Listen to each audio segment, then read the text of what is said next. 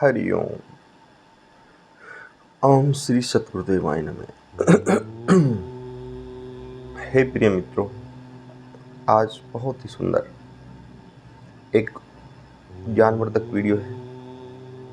Video तो ज़्यादातर हमेशा कोई नया विषय होता है मेरा, हमेशा। अब वीडियो अगर ना समझ में आए तो आप उसे दोबारा तिबारा सुन लिया करें, तो देखना वो समझ में आ जाएगी। कई बार ऐसा होता है, हमें एक बार सुना, कुछ समझ में आया, कुछ नहीं आया, तो उसे छोड़ देते हैं। फिर सोचते हैं अरे छोड़ दो, तो ऐसी बेकार है। लेकिन सच में हम उसको समझ नहीं पाते हैं।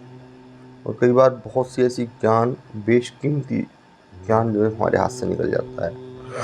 क्या पता वो जीवन में हमारे क्या बदलाव ला सकता था, आपको जीवन में उससे क्या लाभ हो सकता था।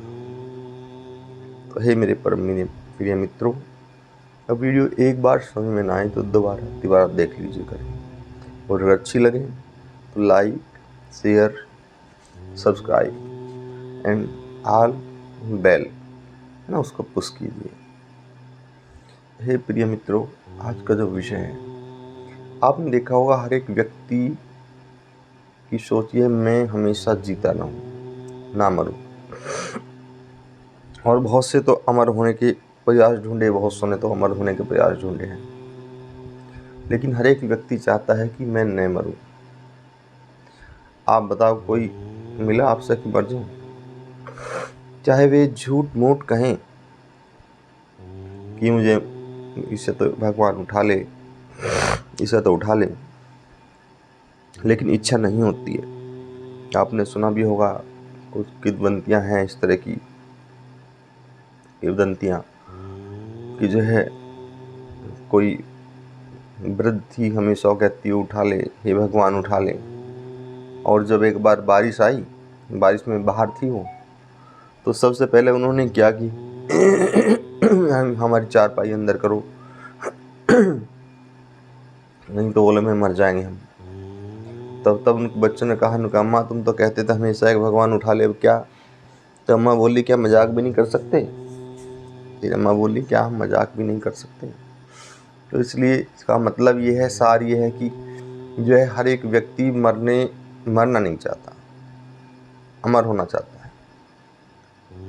अब समझो क्यों?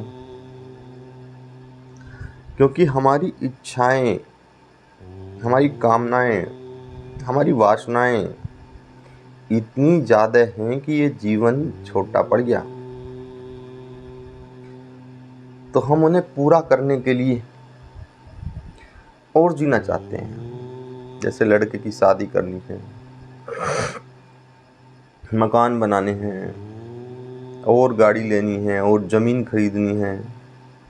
अभी तो अच्छा समय आया था, इसे देखना है, पोतों को देखना है, नातियों को देखना है। और बहुत से ऐसे हैं तो हमें राज करना है, उनका राज करने से मन नहीं भरा। 20-20, 30-30, 40-40 साल राज कर लिया, आधा जीवन राज कर लिया, पौन जीवन राज कर लिया, लेकिन फिर भी उन्हें राज करना है, वे नहीं मरना चाहते। अब एक ऐसी विचित्र अवस्था है, हर एक व्यक्ति जो है अमर होना चाहता है। ऐसा कैसे हो जाएगा? का सीधा एक मामला है, आपसे बताऊं। जिस व्यक्ति ने कामनाएं, वासनाएं, तृष्णाएं, इच्छाएं, कामनाएं, वासनाएं, तृष्णाएं, इच्छाएं, इनका त्याग कर दिया, वह व्यक्ति स्वतः ही मुक्त हो जाता है इस जीवन मरण के चक्कर से। वह पृथ्वी पर भी अपनी इच्छा से ही है, नहीं तो ना तो उसको जीवन से मोह है, न कोई कामना है, न कोई वासना है, कोई इच्छा है। तो वे क्यों पृथ्वी पर रहे? इस शरीर से तो कोई ना कोई हमें इच्छा पूर्ति तो करनी है, तभी तो शरीर है। ना करनी तो ये तो आत्मा तो निर्लेप है, छोड़ चलो, क्यों करें? बताइए आप। इस शरीर से तो केवल हमें इच्छा पूर्ति तो करनी है, नहीं तो हम क्यों रहे इस शरीर में। इस शरीर को छोड़ के चलते हैं और फिर हम इच्छाओं के दास हो जाते हैं, कामनाओं के, तृष्णाओं के, वासनाओं के हम दास हो जाते हैं। और वह दासत्व अब अरबों समय से जो मनुष्य जीवन में हम फंसे फंसे फिर रहे हैं, पता नहीं कब से, सृष्टि के आरंभ से, तब से हम वासनाओं के ही तो दास हैं। अगर हम इन सब चीज़ों से मुक्त हो गए होते तो यहाँ जीवन में हम पृथ्वी पे क्या लेने आते हैं। मुझे कोई महापुरुष आते हैं तो स्वतः अपनी इच्छा से आते हैं, अपनी इच्छा से वे चले जाते हैं। वे बहुत कम हैं, लाखों में, करोड़ों में एक दो होते हैं। तो प्रिय मित्रों, इन दासत्व से मुक्त हो जाओ। कामनाओं का, तृष्णाओं का, वासनाओं का, इच्छाओं का जो दासत्व है आपके अंदर, इस दासत्व से मुक्त हो जाओ। जैसे ही आप इन दासत्व से मुक्त हुए, फिर देखना आप स्वयं ही प्रकृति हो, आप स्वयं ही ब्रह्म हो, स्वयं ही देव हो और स्वयं ही सृष्टि करता हो, स्वयं ही सृष्टि हरता हो, स्वयं ही सृष्टि भरता हो।